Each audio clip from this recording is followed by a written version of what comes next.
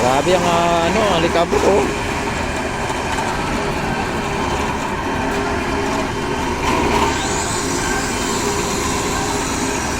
May payong pa yung ano ni Kuya. Ang galing ng device ni Kuya, yung ano niya. Dinagyan niya pa ng payong para hindi mainitan ano. Nandito tayo.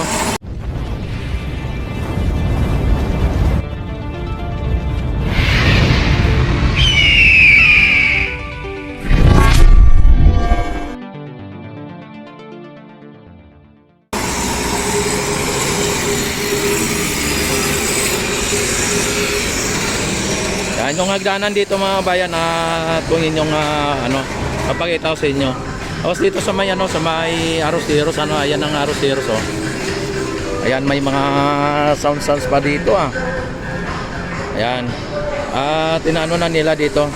Yan pinakinis na nila dito no. Yan pinakinis na nila. Yan.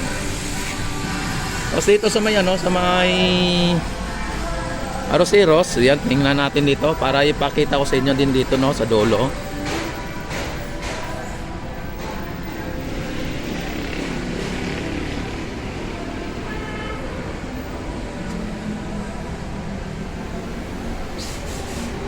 Yan. Para makita din ninyo dito sa may pinaka-Aroseros. Dati ay mayroong dito, mayroong viewing deck Yan, para makita din ninyo dito sa dulo. Pati yung yung pilote na sa ngayon ay nakaantabay lang at gagawin susunod ay para makita ninyo. Yan, at allowed naman kami dito mag-vlog kasi magpapaalam naman kami dito sa mga engineer sa contractor no. Itong project na ito ay wala pa itong bayad sa kanila. Kumbaga private ang gumagastos dito. Kaya yung mga tax ninyo or tax natin ay wala pang nagastos dito dahil po sa ito ay private ang nito nagpundo. Ayan. Andito linagyan din dito ng ng hagdanan pailalim pang PWD at saka yung kahit na hindi pang PWD. Yan tinira na ni Kuya at ayaw niya nang matira ng iba. Di ba tama sir? Tama. Oo, baka mamaya matira pa ng iba eh. Yan nakita naman ninyo ang ganda ng pagkaano nila dito. Yan, ito dati ang viewing deck na dati na sinasabi ng iba na Esplanade. At ayan, nakita naman ninyo ay kompleto na po dito. Ang na lang dito, pailawin lang kasi ang nito, pwede nang pailawin dito. Ayan, may mga kabayan pa nga dyan At ito ipapakita ko din sa inyo yung mga mga pilote na itinayo nila nung nakaraan. At ito nakaantabay lang po yan dito no. Yan, may hagdanan din pala dito sa dulo. Yan may hagdanan din. Kung ano mang mayroon doon sa dito sa dulo may hagdanan din. Ayan ito yung mga pilote mga bayan Ayan. Yan, mahaba din ito siguro nasa 200 meter ito siguro or hindi ko lang masyado matansya nasa 200 yung estimated ko lang dito. Ang daming pilote mga bayan Yan, ganyan ka dikit-dikit yung linalagay na pilote. At mantayin nyo mga kababayan, sa ganyan ka dikit-dikit na mga pilote ang mga kababayan ay napakatibay po yan. Dikit-dikit yung pilote mga kabayan kaya matibay talaga ito. Kahit na itong Esplanade, kahit na daanan po ito ng bus ay hindi po ito masira. Kung dito ay ano, may mga gumagawa pa, yan lang po ay inaano nila, no, yung kumbaga finishing kumbaga. At dito sa area na ito ng Arroceros, kapag may matapos ito, pag may mamamasyal dito, ay hindi dito mainit dahil po kapag dating ng mga alas 2 ng hapon ay ano na dito yung mga puno na yan, no. Nakaano na yan dito, nakalilim na po yan dito sa esplanade, no. Ang mahirap lang dito sa may mga puno na to, kapag malakas ang hangin o may bagyo, baka babagsak dito sa esplanade. Pero kahit ni kailan ay hindi man natin nakita dito na may mga nagbagsakan na mga puno dito, no. Kahit nung wala pang esplanade ay wala po tayo nakikita dito na nagbagsakan ang mga puno, kahit na malalaking mga puno na yan. Ito lang ang pinaka natirang forest sa Kamaynilaan, ano. Kaya ito ay tinatawag na Arroceros Forest Park, mga kababayan. Kasi diyan sa loob ay ginawa pong parke yan na panahon ni Yorme Isko, no. At sa ngayon ay siya naman ang ulit ang nagiging mayor. Ayan. At tuloy-tuloy pa rin. Yan, napakaganda ang ating dinadaanan, mga bayan, ano. Nakita naman ninyo, napaka aliwalas, napakaganda. Ayan. Lalo na pagka ito ay natapos na. Kapag ito ay nalagyan na ito ng mga palamuti o decoration, ano.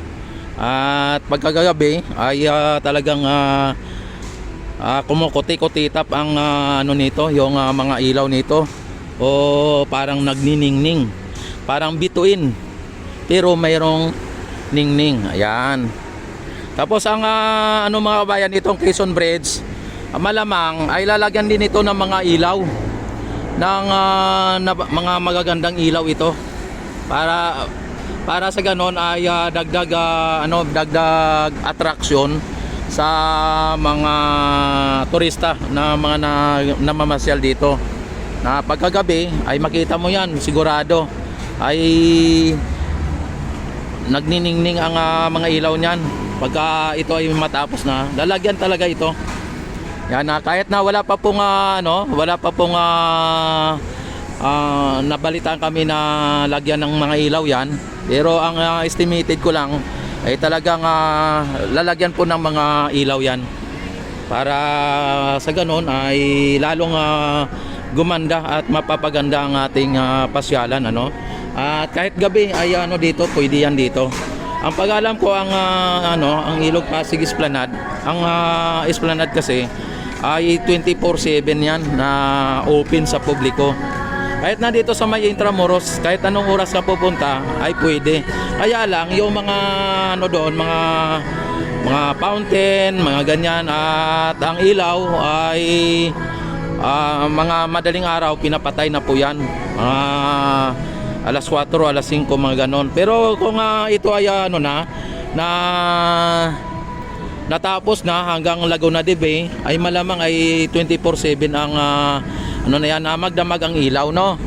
At ang mga namamasyal, mga nagja-jogging sa madaling araw at mga nagja-jogging sa gabi ay yan dito, open yan dito.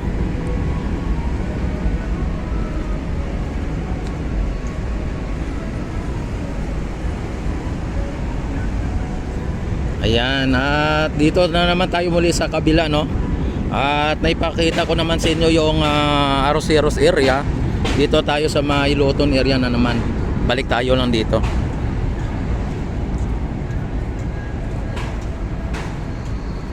Ayan, may mga water lily na sangkatirba, oh.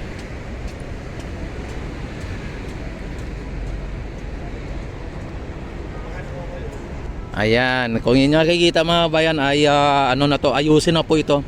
Ito nga Luto ni station, mga bayan, ferry station, ay hindi to tanggalin. At saka ito ay temporary close lang. Nakalagay din naman doon sa may sa may entrance na temporary close. Kasi nga may ginagawa dito, no. Yan, sa mga nagsasabi na tatanggalin na o hindi na ibuhayin muli, ay mali po kayo. Yan, pero abangan pa rin po natin ang susunod na mga kabanata, kumbaga susunod na mga gagawin dito. Kung yan ba ay temporary close o talagang permanent close na, no? Yan, at wag lang natin pangunahan, pero ang sa akin, ang suggestion ko ay temporary lang po yan, kasi nakalagay doon temporary close. Doon lang tayo magbabase sa mga realidad, o sa mga nakikita natin, at wag tayo kung maggawa ng imbento na mga kwento, no.